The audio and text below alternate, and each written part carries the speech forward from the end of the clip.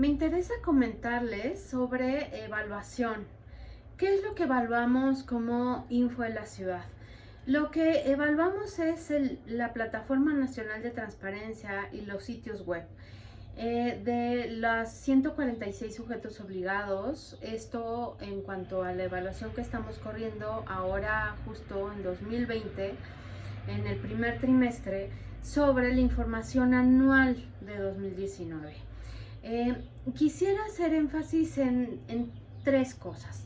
Uno, ¿qué evaluamos? Dos, transparencia proactiva. Y tres, transparencia focalizada.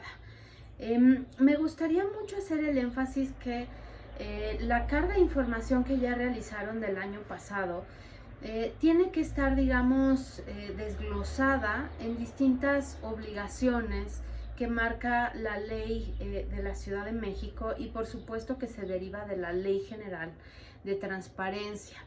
Esto es, lo que se evalúa y se valora es la información que está cargada en el área exclusiva de transparencia de los portales. De tal manera que la información tiene que venir completa, tiene que venir al menos con un año de antigüedad y por supuesto que ya el desglose de cómo cargarla, cómo referirla, en dado caso de poner distintas metodologías de quién carga la información, en fin, cómo hacer que los Excel estén debidamente desglosados y desarrollados. Eso pueden en cualquier momento acercarse a la Dirección de Estado Abierto, Estudios y Evaluación para poderles acompañar en esta carga de obligaciones. Y digamos, lo que hemos venido haciendo desde el Info y también desde esta conformación de pleno a partir de diciembre de 2018 es que la evaluación se realiza de manera censal, de manera completa a todos los sujetos obligados. Y también se considera que el 100% de su cumplimiento de lo que establece la ley es el piso mínimo, es el piso base a partir del cual sí se está respondiendo a las obligaciones que marca la ley. ¿Por qué es el piso base? Porque justo a partir de ahí podemos empezar a realizar transparencia proactiva y transparencia focalizada.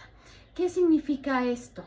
¿No? Que nosotros quisiéramos hacernos cargo de poder empezar a diversificar la información que cargamos en nuestra plataforma o en nuestros apartados de transparencia para poderla hablar, identificar, incluso enfocar a distintos grupos.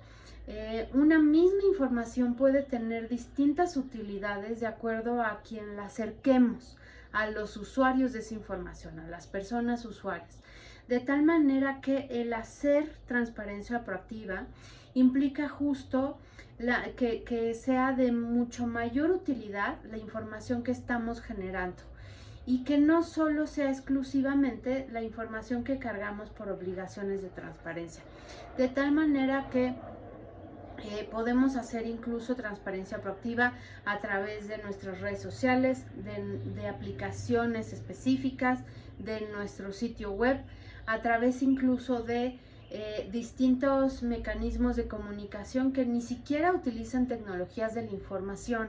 Es decir, un ejercicio de transparencia proactiva implica, por ejemplo, el plan DAI que realizamos a través de Ciudad en Apertura y que nos instalamos el año pasado. El plan de Ciudad en Apertura, o sea, la red de Ciudad en Apertura es un ejercicio de apertura institucional, pero también de transparencia proactiva. ¿Por qué vía? Por el derecho de acceso a la información. ¿Y cómo lo hacemos? A través justo de la impartición de talleres que capacite a distintas personas que pueda acercar la información y cómo solicitar información pública. De tal manera que nos hemos acercado el año pasado y este también a través de, por ejemplo, un cuento que realizamos para niños, para niñas y niños en primaria, en la primaria básica. De tal manera que ese cuento lo acercamos a través de una moraleja de súbete a la bici de la información. Y la idea es que podamos insertar este interés por por preguntar por lo público desde la niñez.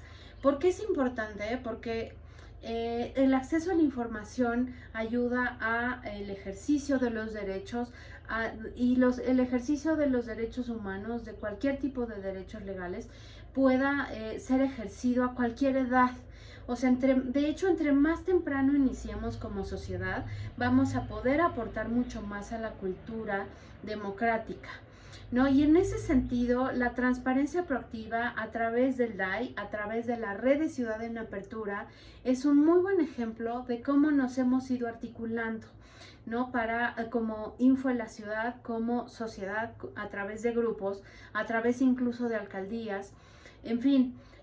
Otra de las vías que hemos desarrollado este ejercicio de transparencia proactiva desde el Info en la Ciudad es a través de las escuelas de adultos mayores, incluso a través de albergues, ¿no? A través incluso de casas de cuidados para adultos mayores, de tal manera que la transparencia proactiva es tan útil como queramos y tan próxima también como la creatividad se nos dé. No se necesita para hacer transparencia proactiva necesariamente tener un uso de recursos presupuestales.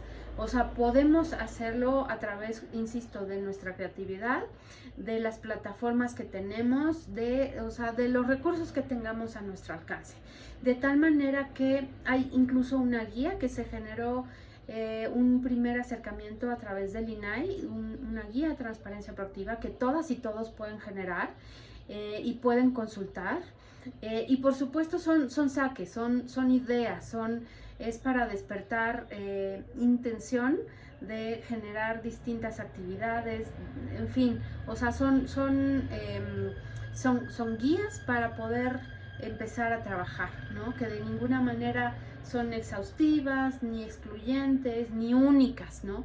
De tal manera que si en algún momento ustedes pudieran generar actividades de transparencia proactiva que quisieran que nosotros como Info en la Ciudad y como Estado Abierto pudiéramos ayudar a difundir, la idea sería que nos las acercaran a través de nuestras redes sociales, a través de nuestro correo electrónico y por supuesto con el contacto directo en la Dirección de Estado Abierto, Estudios y Evaluación.